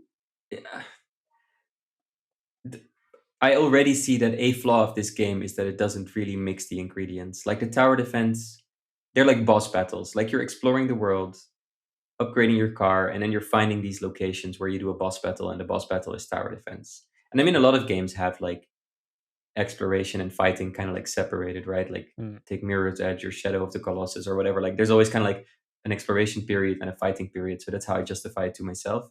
But I definitely do see that like were this to be like a masterclass game design, these two elements would be integrated more. mm, Like it's they're um but well, it is what it is now, and players enjoy it a lot. I also enjoy it. I think there's also something fun about having the two phases, just to keep the other thing interesting. You know, you're like driving around and then you see this like boss battle area, and you're like, oh shit, it's gonna go down, and then you like make sure that you're ready for the battle, and then you go in, and then once you win, you're relieved, and you can like go explore some rivers again. mm. Um, so yeah, I think that's kind of like the feeling of the game. Okay. And how long have you been working on Garbage Country? Um, I'm almost about to say 3.5 years, which would be crazy, but I think it's true. Okay. Yeah, because I'm wondering how long it maybe took for all those elements to start making sense. Because Yeah, I also wonder, was there like a gradual introduction of those elements, or was it from the beginning like we're gonna mix all these elements together, and then yeah, did it take a while for all those elements to yeah, work together? yeah. It's the latter, definitely. I thought one day when I had the car controller and I was thinking, okay, what kind of game is this supposed to be? I also thought I want to go back a little bit to my comfort zone of Kingdom, where it's like, it's Yeah, tower yeah. defense. It's just fun. So I thought I'm gonna put tower defense in there. I wrote it out. It's gonna be driving and tower defense, and you loot stuff, so you get more stuff for the tower defense, and then from the tower defense you get upgrades for your car.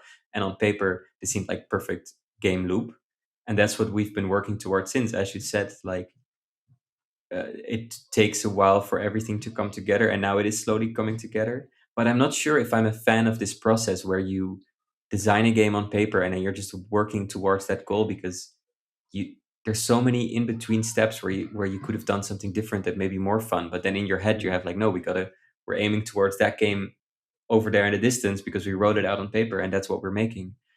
um, and I think the next game I really want to write nothing down and just basically sit down every day, play the game with the team and be like, okay, what can we add, what's fun, like where does this need to go, like be more flexible. But maybe it's not in my personality either, I don't know. Okay, yeah, so it sounds like the mechanics came first, and did you then start thinking more about the world and the atmosphere, what the general vibe was going to be?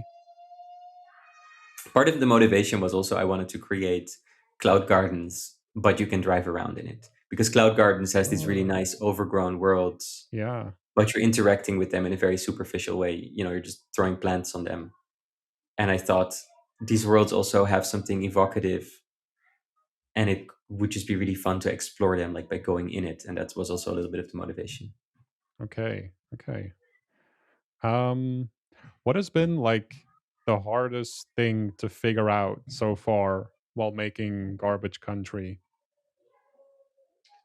Um, Many things. It's hard. Like it's in so many ways hard, both technically and gameplay wise. And it has a procedural map, but it's also a game with fixed levels where you can drive to, and having players navigate that world without issue is very hard. Hmm. Um, Making sure the world is interesting enough to explore, even though you're headed to these like main locations. Um, in the beginning, we had characters you could get out of the car. It was Mhm. kind of like modeled on like Pacific Drive or Caravan Sandwich or something like that, where you have a character in a car. And I just thought it would be fun to run around outside the car. But that was a nightmare, because players would spend so much time outside the car, then they would lose track of the car. And I'm like, well, if this is a driving game, you know, you should just be in the car all the time. Huh. So that was like, but I'm good that we decided early enough to get rid of the character on foot, so that you just are the car. Sometimes I wish we had been brave enough to get rid of the tower defense, but then Oh, oh. again, there are so many driving games out there that I'm also happy that the tower defense sets it apart. I don't know. It's one of the things that I'm most conscious about, that it's like a whole can of worms, Yeah. and yeah. So there was like a version of Garbage Country, like prototypes, where you could get out of the car and Yeah. explore and do stuff. Yeah, you can still explore, but the problem is that if you can get out of the car, you have to almost do double the level design, because you have to make sure that every level is suitable for the car and for the player on foot.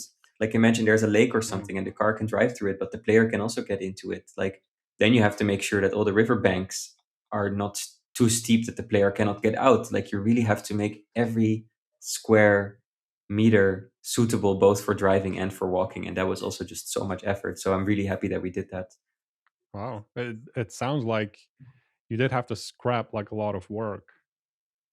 Oh yeah, that's another downside of not really thinking things through and just building stuff that you end up throwing away a lot of things. But I think every game throws away a lot of things. Like Mm. there's always this feeling of the grass is greener on the other side when you look at other games and you're like, whoa, this worked out so well. They probably went from start to finish in a straight line, but no game does that. Like I think every game ends up just tossing stuff out because it doesn't work. Mm. Yeah. Okay. Um, does Garbage Country like reflect a shift in how you think about, game design compared to Kingdom, or are you approaching it mostly in the same way? Like, I'm also wondering how you approached UI and stuff like that in Garbage Country. Yeah. There is still this feeling that I want things to be represented, even though Garbage Country has an inventory with items, but at least the items are icons that are just, kind of like World of Warcraft style. Like you have this satisfying little grid of little things in your inventory, which I feel is Mm. still pretty one to one to me. But in terms of the process, I think it's the first game where I wrote out a lot and then said, okay, this is the game we're gonna make. Whereas in Kingdom, it was really more of this like day to day thing of what can we add today that will make it more fun. Um, but through doing this, I'm coming to see that maybe the other process is more enjoyable and might even yield a better game. Just like keeping things more spontaneous and loose rather than planning out this huge game and then you just have a to-do list that lasts 3 years to build it. Mhm. Okay. Um, besides like being able to get out of the car, something that you scrapped, how much has the game changed since you started making it? Was there other parts that you scrapped or wanted to implement, other ideas? There are still a lot of ideas, like we're also not done yet, and there's Mhm. definitely, if you ask me again in 3 months, I think the answer will be different because now I'm still uh, way too optimistic, as is in my character, about all the stuff that we'll be able to add. um, I think we're at the point where we're adding a lot of life to the world, as in things that happen, little NPCs that are flying around, or just more stuff. And there is a list of stuff that I also want to add, and I'm sure that some things will get cut from that list. Like Mm. we cannot have certain environment interactions, but I don't even know. Like it's gonna, yeah, boats. I don't know if we're gonna have boats. I kind of would like to have something that floats, but who knows?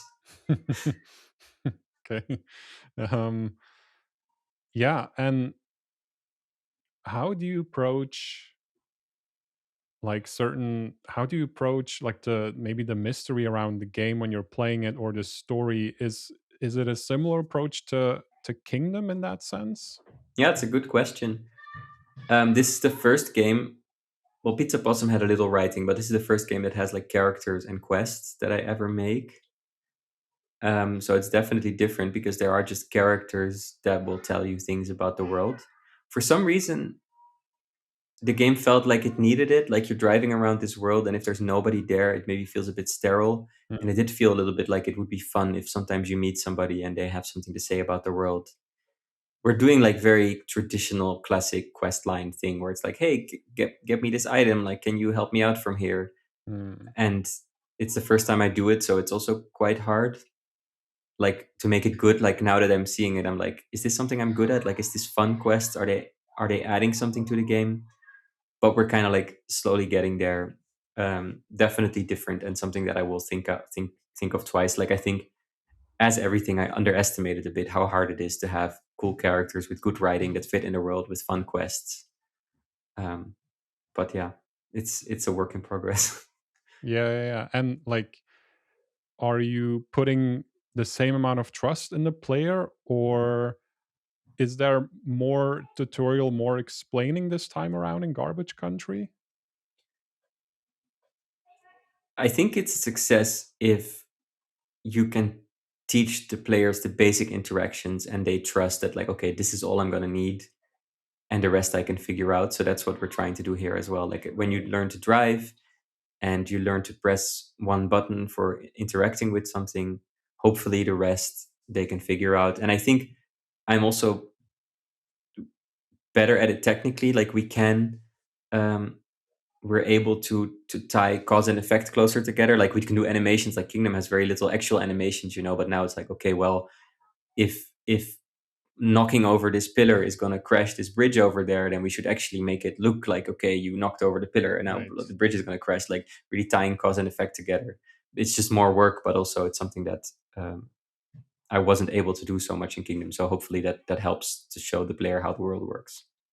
Right, right. And yeah, talking about the world of Garbage Country, like what drew you to like this sort of like post-industrial setting? Yeah, I think I have a permanent fascination with this. I love also the photography of abandoned places on Earth, things that are overgrown. I just think there's something aesthetically very satisfying about it. I mean, it's also a very grateful photography subject. There are lots Mhm. of photographers taking pictures of these things because they look good. Um, I don't really know why or what I'm trying to say with it. Same for Cloud Gardens. It's more like an aesthetic venture rather than like having a clear message. Maybe for a next game, I'll kind of think twice about like what does the world say about the game, or like what am I trying to say with a certain types of aesthetic.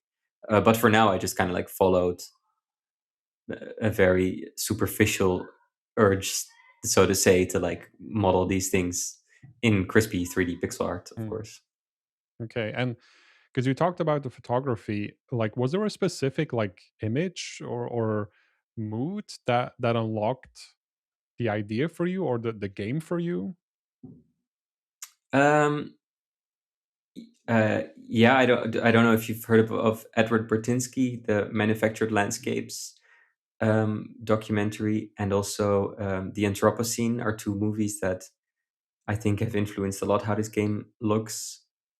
Just the kind of scale of industry that humans built and alter the planet with, and the idea that um, there is just something really aesthetically pleasing, pretty Mm. about those kind of landscapes, and that just kind of fascinates me.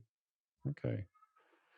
Um yeah, let's go back to like some of the design choices that you made, and while making them, what kind of problems does Garbage Country create for you that your previous games maybe didn't? Like, what are some of the new challenges for you that you're Yeah, facing?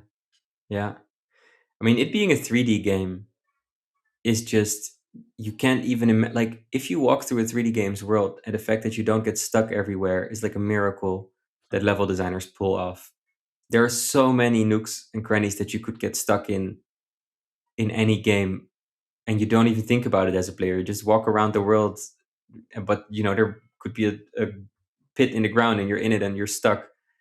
That's definitely, it's a challenge in a sense that like one could underestimate how much work it is to just like really design these levels in a very smooth way, where the player can move through them and feel good about the movements. Like in a first person game, maybe your movements are kind of more limited because you're a character that's always straight up and you can spin around your axis and look around and you can Mm, jump.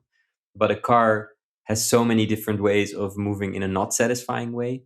Like a wheel gets stuck, or even if you do make your way from A to B, but it just doesn't look nice. Like the appeal of this off-road exploration is also, in my opinion, a very specific feeling of how a car moves across the terrain, where if you see it, you're like, oh yeah, that's cool, that feels nice, like it's bouncy, but not jittery bouncy, but mm, like smoothly bouncy. And all the terrain has to be built in a way to let that happen, which is, it's a lot. And then doing this in a kind of open world game means mhm. you also have so much ground to cover, with that.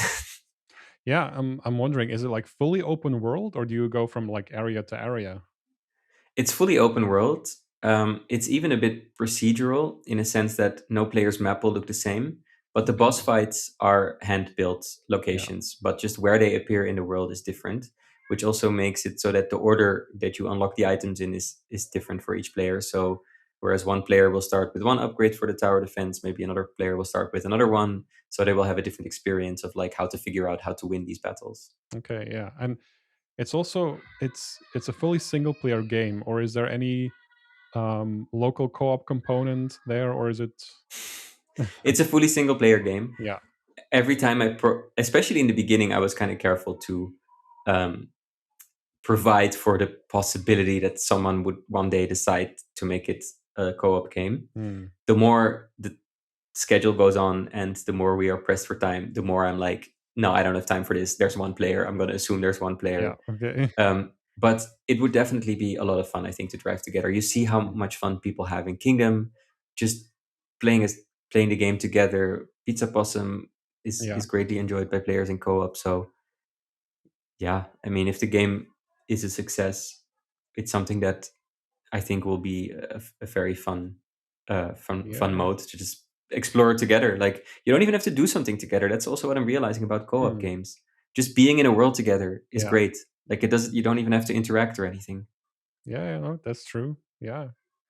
Okay. And um w- is there is when is it slated to be released? Have you pinned that down yet, or We haven't pinned that down yet. I have a okay, publisher for this game now, and um, we have to see where we're at. I have a couple milestones to deliver, and then right. when that's done, we're gonna see okay, what's a realistic release date. Okay. Also fitting it in between other games that are going to Right. release. Sure, sure. Yeah, yeah, yeah. Okay. So you have a publisher now. Um how did that go? Because it's not with Raw Fury then this time. Yeah, I pitched the game around when I had worked on it for about 2 years. I just saw how much money I had invested Mhm. and how much more it would take. Most of all, like I was realizing at that point, I thought maybe I was going to be done, but I was not. We were not done yet. So at that point, I thought, okay, I'll have to pitch it around to publishers and see if they want to finance the last bit of development. And I talked to a bunch, and yeah, in the end, one of them was a good fit. Okay. And can you talk more about those conversations? Like how did you pitch it? What did they think? Were they asking certain questions where you weren't prepared for, or Um, I'm not super good at the business end of things in a sense. Like I didn't have a super professional pitch deck with numbers and sales projections and sales numbers of competing games and that kind of stuff. But I think for the publishers, it was more important that they saw like this game is getting good traction Mm, um, on Twitter, for example, or on social media. Like people like the way it looks. And pardon me, I also went to Gamescom with the game independently, and I had a booth there, a small one. And for some publishers, it was important to see that other players were enjoying the game. Like they would yeah. come and rather than playing the game themselves, they would just look at what's the experience that other people are having with it. What is maybe Garbage Country teaching you about yourself that Kingdom and your other projects didn't? Yeah, that's an interesting question, and it's something that I think about a lot.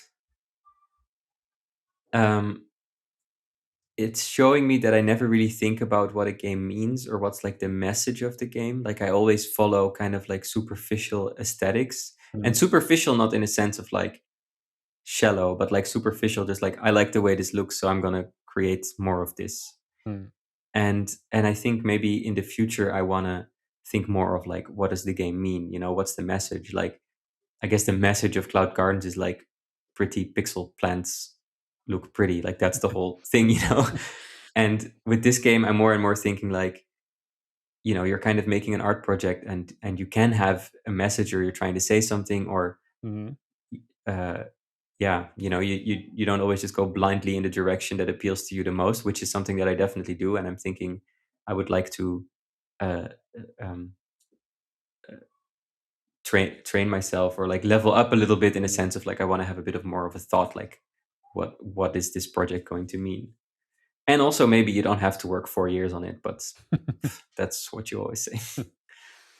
Um, okay, before we end the podcast, I'd like to ask a few more questions to hopefully share a bit of wisdom for other like aspiring indie developers. Um, so, if someone listening right now is early in their own journey of making a game, what's one lesson you had to learn the hard way that might help them right now?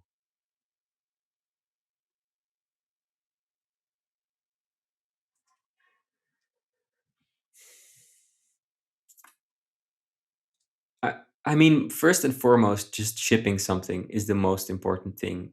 I mean, it's so cliche that everybody will say it, but just whatever you have, whatever state you think it's in, whatever you think other people might think, just the experience of wrapping it up and putting it out there is so good for both you and for the thing.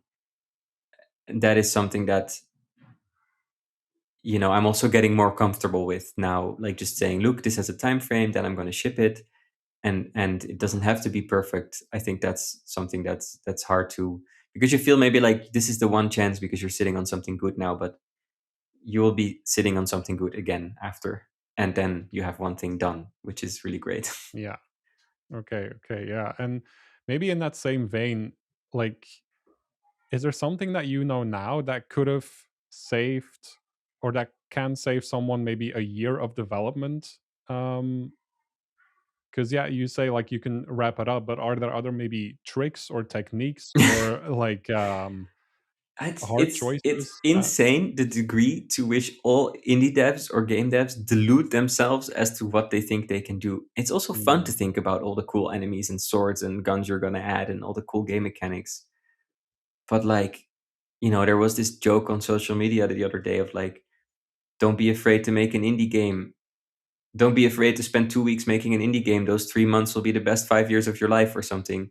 Or I talked to, I think it was, well, it doesn't matter, but he said like, if my strategy for planning is just think honestly how long it will take me to do something, and then multiply by three. Like we're just so delusional about how long things take, and like take that serious, like just make the smallest thing. It's like, if your game concept is like, oh, it's a little guy and he can jump around, that's a good like just make that, like just make a little guy and he can jump around, like before you think of other things, because it is just an insane rabbit hole, and making something small good and then making it slightly bigger is way less anxiety inducing than making something huge and just starting on the top left and seeing like how far you get into this huge idea. right, um, right. yeah, So like scoping down a project is like a skill that matters more than people realize. again, so cliche, but like, you're going to spend X amount of time no matter what. Like either you're going to spend 2 years and have something where you feel like you got done the things that you wanted to do, or you're going to spend 2 years and you feel like you only did 10% of what you wanted to do. So in the end, but I'm also telling this myself, like I'm going to listen to this recording and be like, listen to what this guy's saying, because it's also really, really hard for me. Yeah, I can imagine. Yeah, yeah, yeah. As maybe their project starts becoming more serious, what should indie developers protect as it becomes more serious during development? Um, I mean, your relations to people on and off the team, I think is one. Like, make sure that, uh, as things are more serious, that you still uh, have a good bond with the people around you, whether they work on the game or not. Um, I never really, I don't think you can, I don't know if you're getting at like protecting like what you're making, or like, like somebody might clone it. Like, yeah, that happens a lot. But Mm, if you're good at what you do, nobody can like realistically copy that. Like making a game is so complicated, and anything that you make is going to be in such a niche of your imagination that nobody can even get close to that, because of all the decisions you've made along the way. That are not replicable. Yeah. Yeah, because we didn't really touch on that at all. Like how you were managing not just making Kingdom or Cloud Gardens or Garbage Country, but also like, yeah, your relationships in general. Um, Yeah. is that something you struggle with, or? Mm, no, I mean, as I said, during the work on Kingdom, there was some friction between Marco and me, which I think was, in retrospect, maybe unnecessary because I put the project above, like I thought it was worth it. Hmm, I think I got better at it. I also work with a lot of freelancers who, of course, have different projects. So, there's not as much, cabin fever or whatever. But I actually also think in the future, looking back at Pizza Possum, that was just like the most pleasant process. And the goal of it was also like, let's make something fun together, like with people. And I would also like to get back to that. yeah, I just want to thank you so much for coming on to the podcast, the first Yeah. episode. Well, thank you. Yeah, I that was a great conversation. It's something new for me. I've never done this before, so it was exciting to talk to you. And yeah, I Yeah. hope I can just do this more often and get more involved in the community. Yeah. That's super cool. And I mean, I also, I guess I learned a lot of things just by talking about it. Like there was a lot of things that now actually by verbalizing it, I'm like, oh yeah, Yeah, that's a good thought. So it was definitely very interesting, and I hope it's fun to listen to for the mm. viewers, listeners. Yeah, I hope we can do this again someday, maybe yeah, closer to always. when Garbage Country is releasing. That would be cool. Yeah, Yeah, thank you so much, everybody, for listening. Till the next episode. Goodbye.